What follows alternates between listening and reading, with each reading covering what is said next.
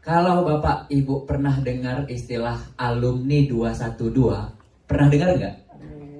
Pernah dengar? Pernah. Radikal, sumbu pendek, kadrun, anti Ahok, anti Jokowi. Ini dia orangnya Bapak Ibu. Di depan Bapak Ibu sekalian. Gambarnya nggak bisa ditampilkan tadi.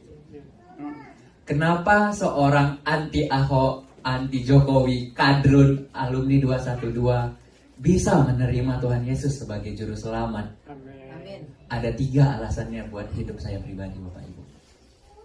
Yang pertama itu sumpah Ahok. Ada yang ingat sumpah Ahok di hari pengadilan ya Bapak Ibu? Saya yang demo hari itu Bapak Ibu, pingin Ahok segera dimasukkan ke dalam penjara. Ya, puji Tuhan, teman-teman. Kita berterima kasih atas berkat kasih karunia Tuhan. Setiap hari bertambah jiwa, bertambah kasih karunia Tuhan dalam kehidupan kita, sehingga iman Kristen semakin lengkap, iman Kristen semakin sempurna, pengenalan akan Kristus. Karena itu teman-teman, mari kita menjadi duta kerajaan Allah, menjadi duta Kristus untuk terus memberitakan Injil Tuhan, menjadi saksi Kristus dimanapun kita berada. Banyak orang yang saat ini datang untuk mengenal Yesus Kristus sebagai Tuhan dan Juru Selamat dalam kehidupan mereka. Salah satunya seorang anak muda di dalam video ini. Ia mengatakan bahwa dulu adalah pengikut organisasi Islam radikal yang seringkali demo terhadap orang Kristen. Tetapi saat ini ia memberi kesaksian yang sangat luar biasa. Ia sangat bangga dan bersyukur berjumpa dan menemukan kekristenan adalah ajaran kasih Yesus yang telah diturunkan kepada kita semua. Sehingga kita harus saling mengasihi. Dan biarlah kita menjadi duta kerajaan Allah untuk terus menjadi saksi Kristus dimanapun kita berada. Teman-teman, sebelum kita menyaksikan bersama video ini, saya akan bacakan sebuah ayat firman Tuhan di dalam 2 Korintus pasal 5 ayat yang ke-17. Bunyinya seperti ini teman-teman. Jadi siapa yang ada di dalam Kristus Yesus, ia adalah ciptaan baru. Yang lama sudah berlalu, sesungguhnya yang baru sudah datang. Ayat ini sangat luar biasa mengingatkan kepada kita bahwa dulu kita adalah orang yang tidak ada apa-apanya.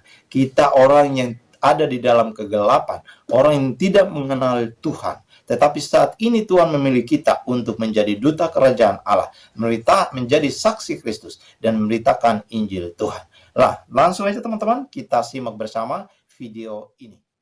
Orang ini, orang bacok orang. Shalom Bapak Ibu yang terkasih dalam Tuhan Yesus. Terima kasih buat kesempatan untuk bersaksi di hari Raya Paskah ini. Buat Bapak Pendeta, Bapak Pendeta Saifuddin Ibrahim juga. Kalau Bapak Ibu pernah dengar istilah alumni 212, pernah dengar nggak? Pernah dengar? Pernah. Radikal, sumbu pendek, kadrun,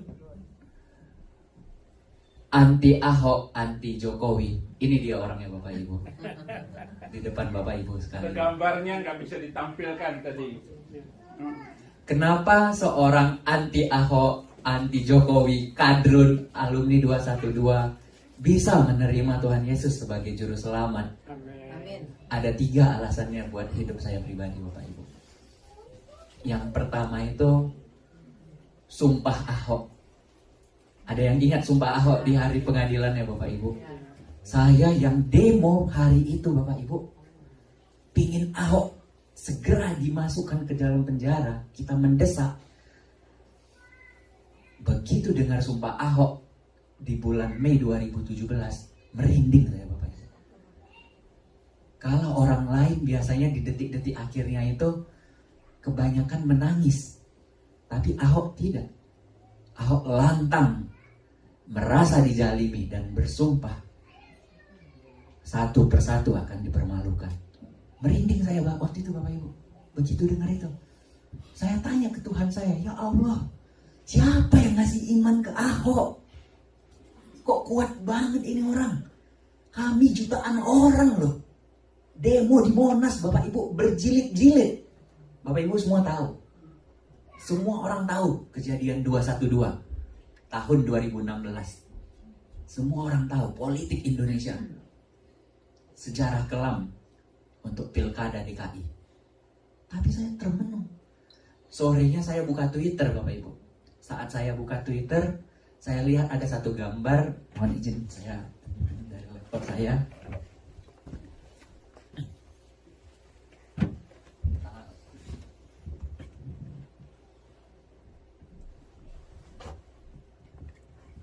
Gambar ini Bapak Ibu, mohon maaf. Ada yang pernah lihat gambar ini sebelumnya? Belum pernah ya? Ini Ahok bersama Tuhan Yesus. Foto ini viral di sosial media Twitter. Kenapa Twitter? Karena Twitter sampai hari ini masih membahas tentang politik-politik yang terhangat.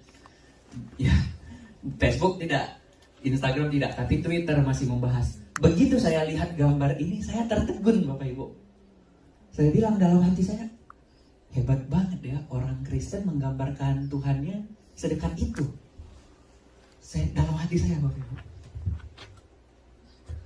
Bahkan Ahok duduk, tapi Tuhannya digambarkan lebih rendah. Dan itu menyentuh hati saya. Dan saya posting ulang di Twitter saya. Saya bilang, saya tersentuh melihat gambar ini. Terus saya posting lagi, kalau kita punya peribahasa, karena nilas titik rusak susu sebelangga. Tapi di mata saya Ahok nggak seperti itu. Karena kesalahpahaman tidak merusak seluruh kebaikan Ahok. Membuka tabir di kepala saya. Ahok tuh nggak seperti itu, Farhan. Ahok tuh baik. Banyak orang-orang hidupnya hancur. Di Jakarta tinggal di pinggiran kali. Di Kali Jodoh itu prostitusi, perjudian. Tapi Ahok, apa yang dilakukan Ahok? Dibersihkan agar tidak kumuh. Dilarang tempat-tempat seperti itu. Bahkan mohon maaf, marbot-marbot pembersih-pembersih masjid diumrohkan Bapak Ibu.